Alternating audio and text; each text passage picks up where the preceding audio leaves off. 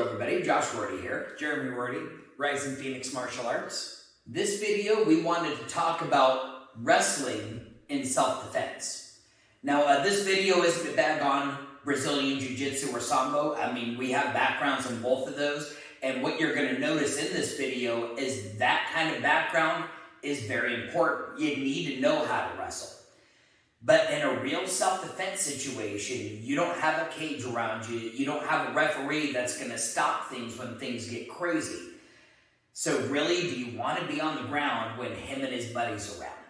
Do you want to be wrestling the guy when he could have a knife in his pocket? And ultimately, in self-defense, our goal at the end is to get away to safety. Kind of hard to do if you're on the ground, so you're going to need to be able to get back up off the ground safely so that you can get away to safety. So that's the approach that we're going to take to this grappling video, is we're basically going to show you how to get into a controlling position and then how to get out of that controlling position so that you can get away or use your self-defense tools or whatever you need to do at that moment. The first point to make is that if you're going to be taking a fight down to the ground, you want to be the person that's on top. They have all the control. Generally, it's called the mount position. But you don't always have control of that. It kind of depends on how good of a grappler your partner is. So if you do feel like they have control and you're getting dominated, you might want to pull guard. The guard is the safest position to be in. You get the most control of the person.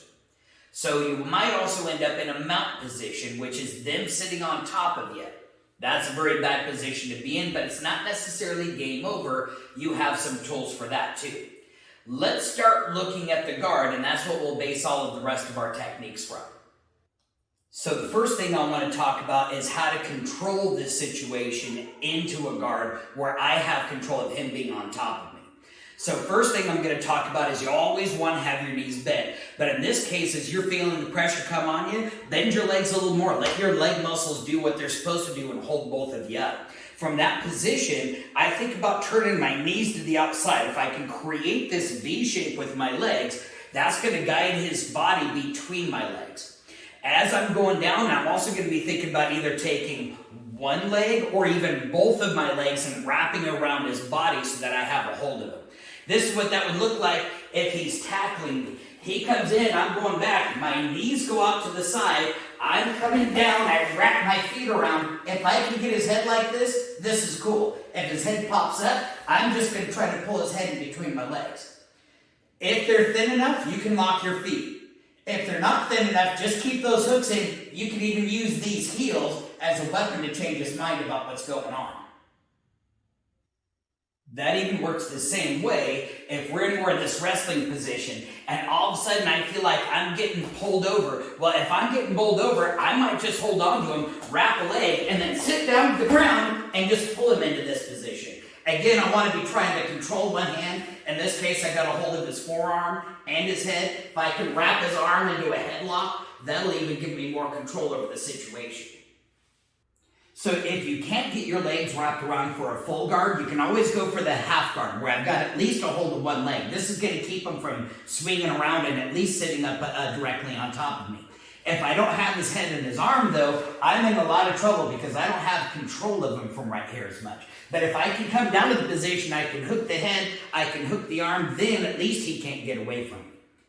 Worst scenario is if he's got me in the mount, he gets both legs on top. At this point, I don't have nearly as much control over him as I need to. I can still hold on to his head, but if he needs to, he can kick his legs over, and I'm going to have a hard time keeping him from getting away from me. And if he's got the weapon, I'm in trouble. This is a common position that you'll see in the UFC.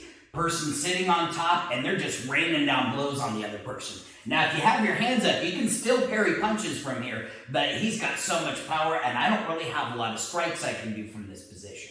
So there's a couple of things I can show you from this. First thing, keep your head down. If your head comes up while you're protecting your face, your head is now acting like a basketball on the ground, and if you don't have a padded floor like I do, that's going to suck.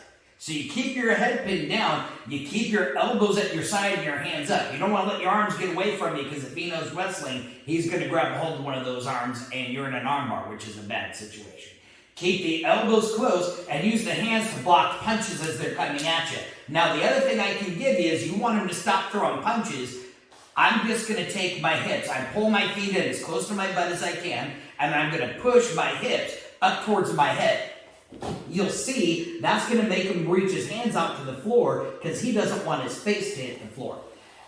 The other thing I'll point out is you'll notice as I did that, I kept my elbows pinned down on top of his thighs. If I buck up and I don't have control of his legs, he can just scoot right up to my chest. And now I'm in a worse situation than I was before.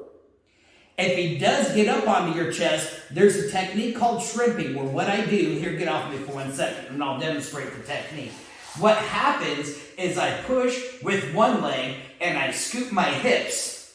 And then I push with the other leg, and I scoop my hips. And eventually, I'll be scooting out from underneath him.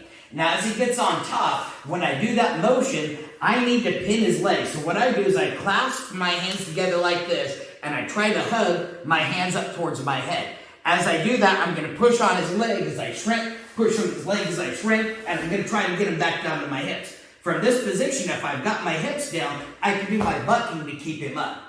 Now, the other thing you'll notice is if I can do this buck while he's up on top of me, and I can really send his weight forward, I might be able to create the space to get out from the back door.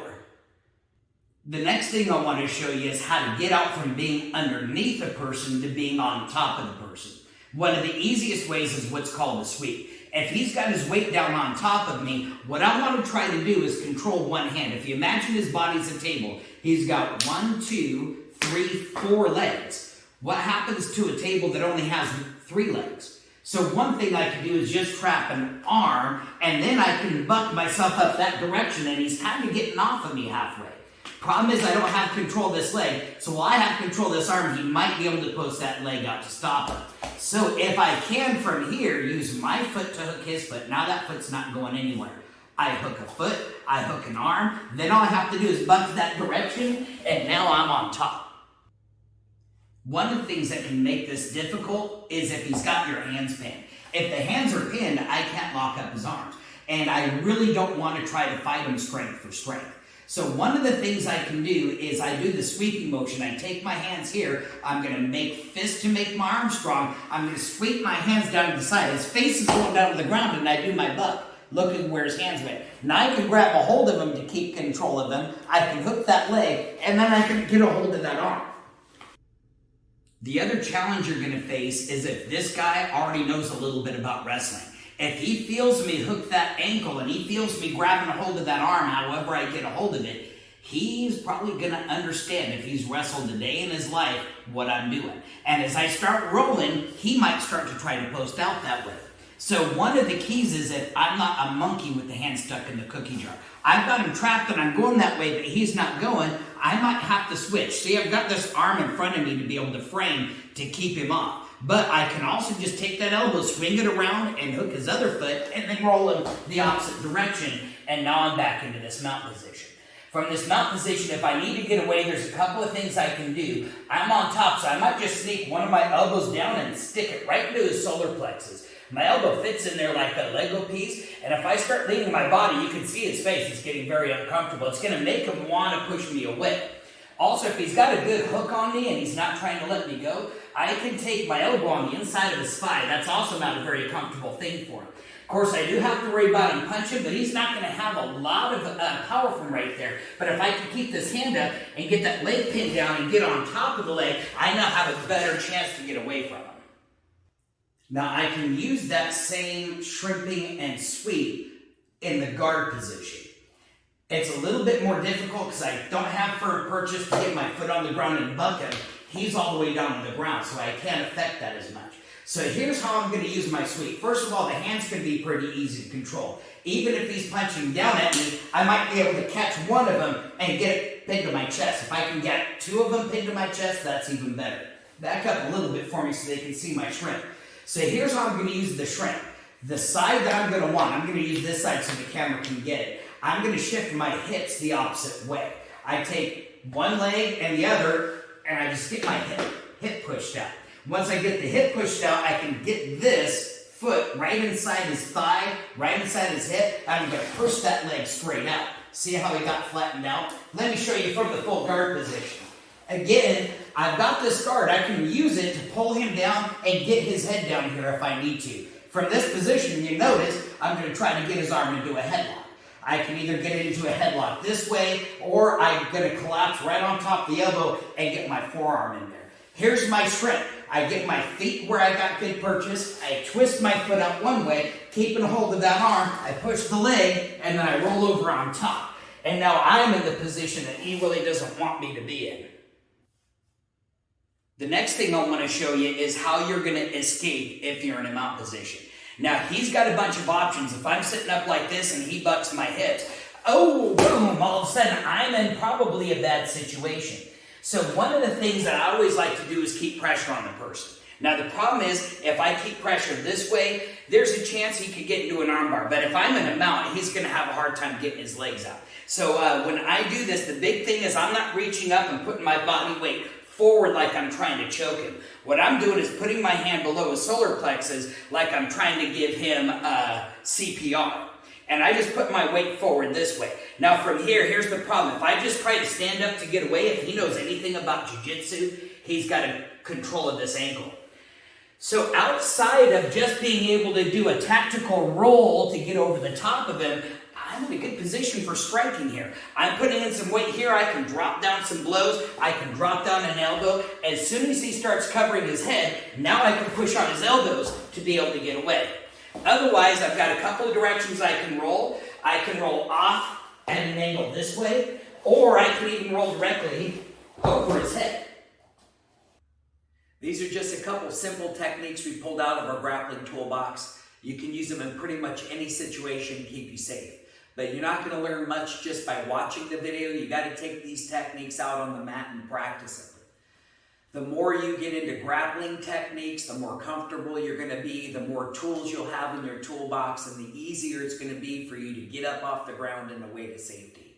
So contact a school in your area. You can get a hold of us at dojo2u.com, and that'll give you class times and locations.